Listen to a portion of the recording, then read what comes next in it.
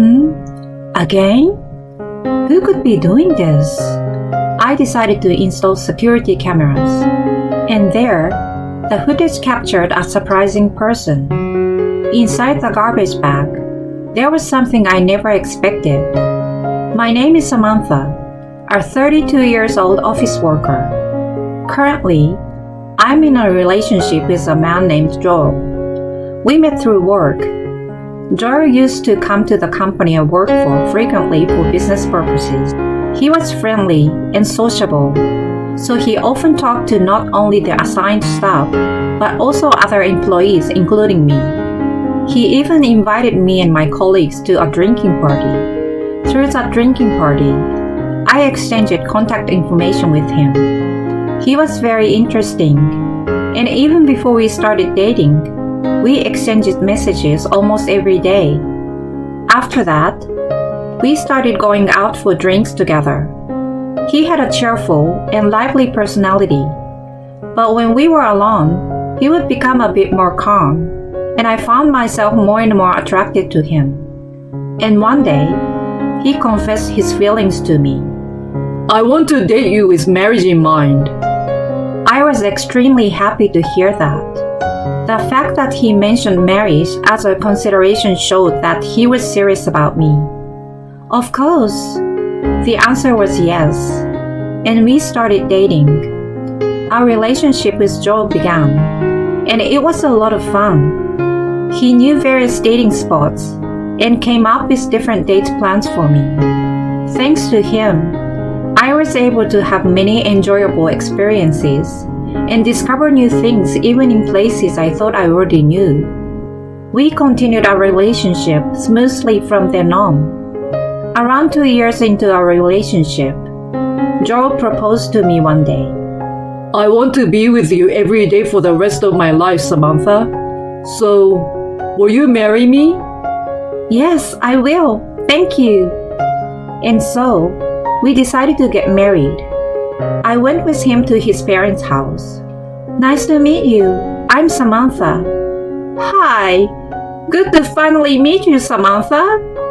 His mother seemed like a kind person. His father had already passed away due to illness a few years ago. What made you like Joel? She asked me that question. I think it's because he's kind and funny. Yes, indeed. Joel is good at talking, isn't he? Just like a salesman, I suppose? Oh yes, I can see that. He's doing a job that suits him well. What with you too? You don't have to praise me like that. The introduction went smoothly and was quite enjoyable. It seemed like I wouldn't have to worry much about issues with my mother-in-law after marrying Joel. Also, I didn't know this before, but my house and Joel's parents' house were very close to each other. If I had known it was this close, I would have come to visit earlier. Sorry about that. But if I had known that my girlfriend's parents' house was nearby, it would have made me a bit more conscious. Like, I should go and greet them, you know? Well, you have a point. I thought we could wait until we got married for things like that. That's why I brought it up now. I see. But once we are married, we can easily visit my mom whenever we want. That's a good thing, right? Yes, you're right. His mother was listening to our conversation with wide eyes. When you get married, won't you rent a new place? Are you going to live in Samantha's apartment together? Samantha's house is actually an inherited property from her late grandparents. Oh, I see. Actually, my parents passed away in an accident, and I was taken in by my grandparents and raised by them since I was young. Both of my grandparents have also passed away, so now I live alone in that spacious house. We've been discussing living together there once we are married. I see. I didn't know that. It's unfortunate about your parents. If you two have talked it over and made that decision, then it's fine. Congratulations on your marriage, Samantha and Joel. Thank you, Mom. Samantha, if you ever need anything, feel free to come to me. Thank you very much. His mother seemed really kind, and I was relieved. As I thought that, I went home with Joe. Most of his belongings had already been moved, and it felt like he was already halfway living in my house. Your mom seems like a really kind person. I'm glad. You think so? Well, I don't consider myself that kind, to be honest. Really? I think you are incredibly kind. You saying that makes you the kind one, Sam? Oh, really? We laughed while complimenting each other, with the belief that we could have a happy married life together. We had our wedding ceremony.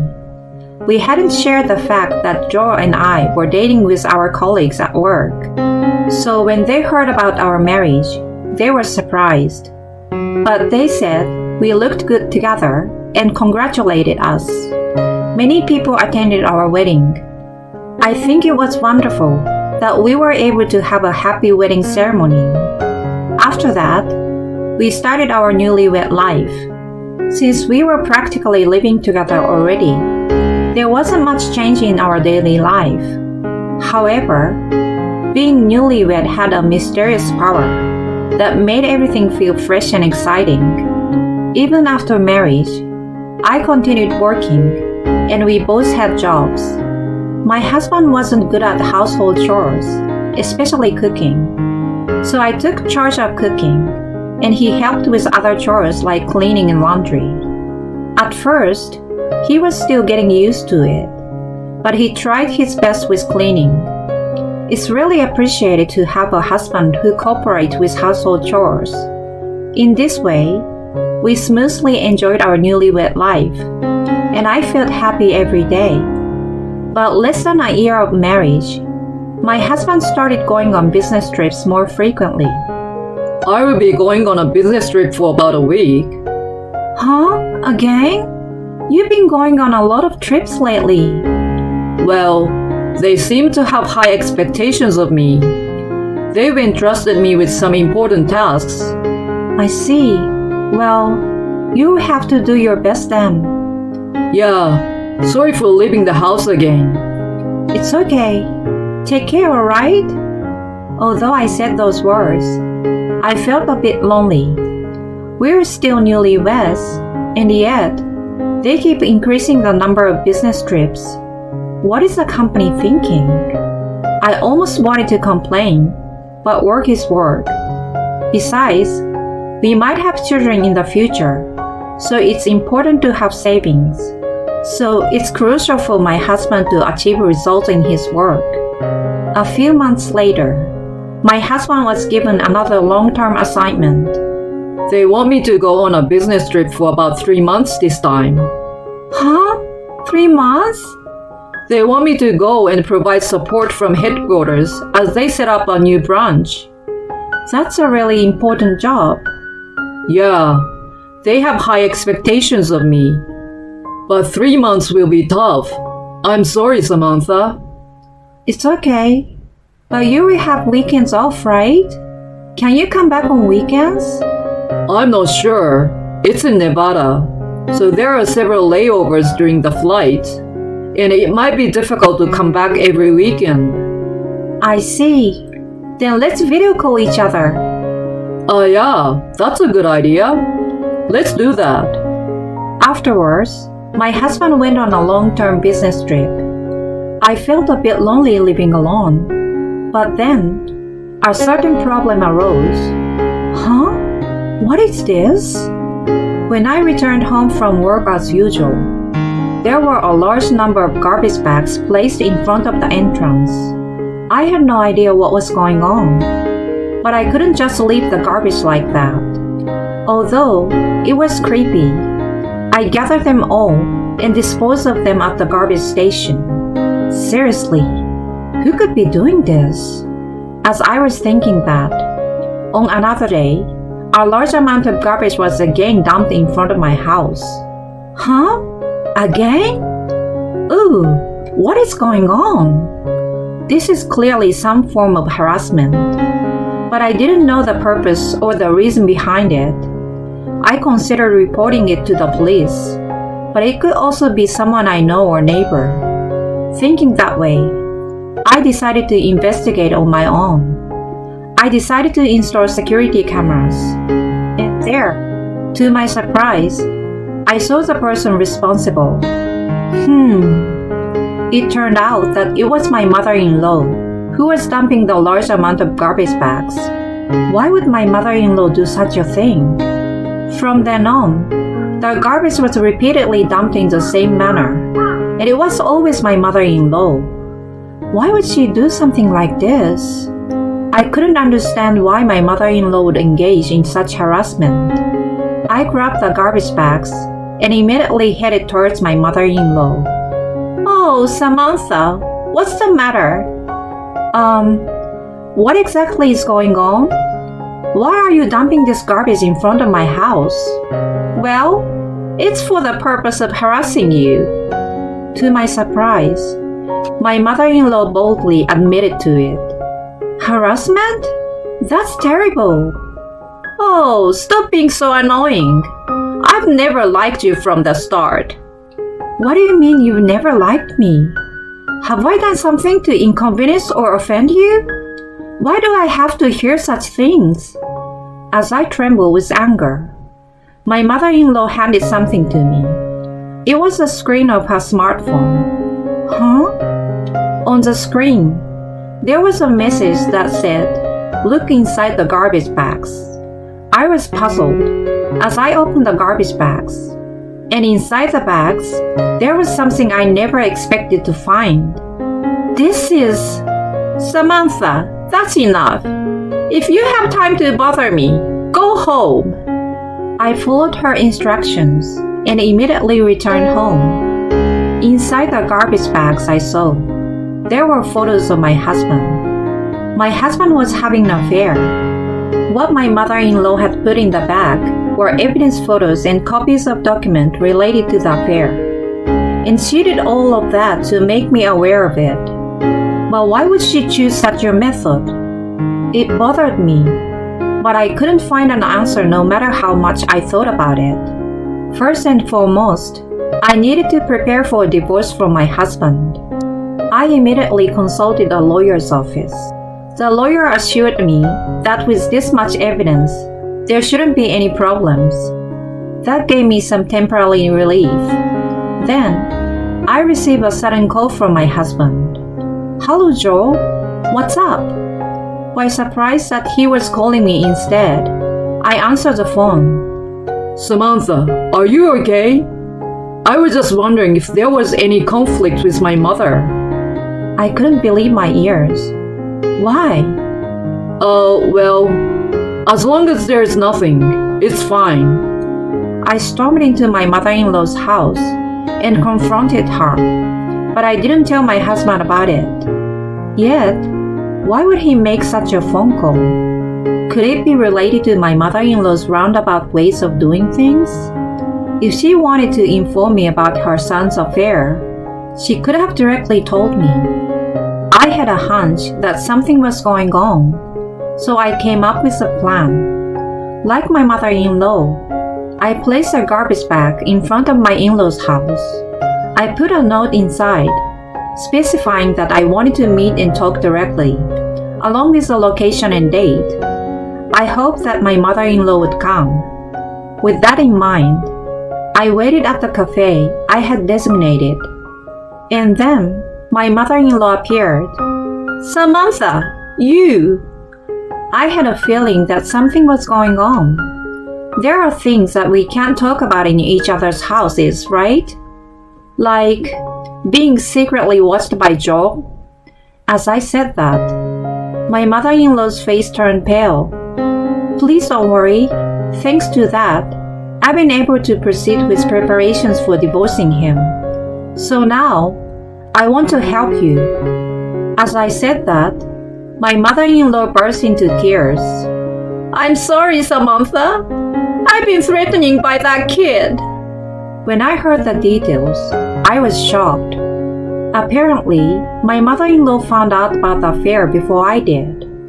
My mother-in-law tried to warn him, but he didn't listen. And then, He installed listening devices in both my in-laws' house and my house, and even took away her phone. I felt a chill run down my spine upon hearing that. There were listening devices in my house too? Yes, that's what he said. That's awful. My mother-in-law said she pleaded with him to stop doing such things, but he didn't listen. My husband's true intention seems to be to take away the house I inherited. And he threatened my mother-in-law, saying he would harm me if she got in his way. So my mother-in-law was trying to make me aware of the danger through those acts of harassment. I can't believe Joe would do such a thing. It seems that he plans to take ownership of the house and then kick you out to live with another woman. What? That's so heartless. I was filled with anger. Come to think of it, my husband had been expressing his desire to change the house ownership to his name. I found the paperwork and procedures troublesome, so I refused. But now, I understand why he wanted it. Let's consult the police immediately. When I said that, my mother-in-law hesitated for a moment, and then nodded slightly. We went to the police station and explained the presence of listening devices and the content my mother-in-law was told by my husband. Arresting him would be difficult given the current situation, but I was able to obtain the restraining order against him once the divorce was finalized. After that, I decided to confront my husband with the information I had gathered. Joe, can we have a video call right now?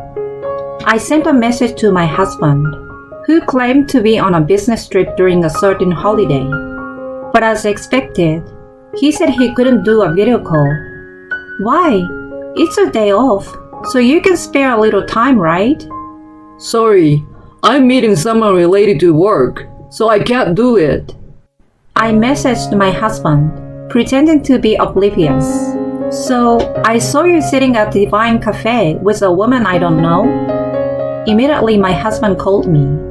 Samantha, what are you talking about? He sounded flustered, standing up and looking around anxiously. I sent him a photo. It was a picture of my husband happily chatting with his affair partner at the cafe. See? I'm telling you that I saw you guys. I was surprised when I saw you there by chance while I was going shopping. I mean, you were supposed to be on a business trip to Nevada, but here you are in the neighboring town with an unknown woman. Hey Joel, this is an affair, right? Well, that's... My husband was clearly disturbed. It was just a coincidence that I found out, but it's solid evidence, so there's no escaping from it. My husband let out an almost inaudible voice. Let's prepare a lawyer and proceed with the divorce immediately. Wait, just wait a minute. Despite my husband pleading with me, I hung up the phone without paying attention to him. I pretended it was a coincidence, but this was all part of my plan. I had found out from my mother-in-law's investigation that my husband was at his affair partner's house. So I waited near the affair partner's house for them to leave, and discreetly followed their car. My husband quickly returned home and came to apologize to me. I'm sorry. I was momentarily possessed. I won't do it again. Please forgive me. My husband apologized as he came forward. There's no way I can forgive you. You were pretending to be on a business trip while living at your affair partner's place, right? I can't continue our marriage with such a liar. Let's get a divorce.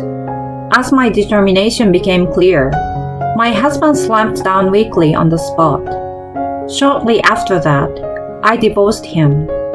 Of course, I made sure to claim substantial compensation from my ex-husband and his affair partner. By the way, my ex-husband never found out that my mother-in-law had been helping me. I decided to sell the house I inherited from my grandparents. My mother-in-law also sold her house and moved without saying anything to her son. She also canceled her phone contract, so got a new one. It seems my ex-husband planned to seek cooperation from my mother-in-law in paying the compensation. But when he realized she had already moved, and he became quite panicked. He contacted me multiple times, desperately begging for forgiveness. However, I made sure to secure a promise from him to pay the compensation, even if it was in installments.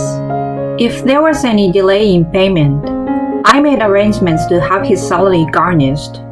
It appears my ex-husband was eventually abandoned by his affair partner. In the end, he not only failed to acquire the house, but also faced the decision to pay compensation. Currently, he lives a lonely life, shuttling between work and a cheap apartment, with most of his salary dedicated to paying the compensation. On the other hand, I made a bold decision and purchased a condominium. Since the inherited house from my grandparents was in good condition, I was able to sell it at a higher price than I expected. I plan to focus on my work and increase my own income, aiming to build my assets and secure a comfortable future. I won't rush into another romantic relationship for a while, and instead, take my time to find the next partner without any pressure.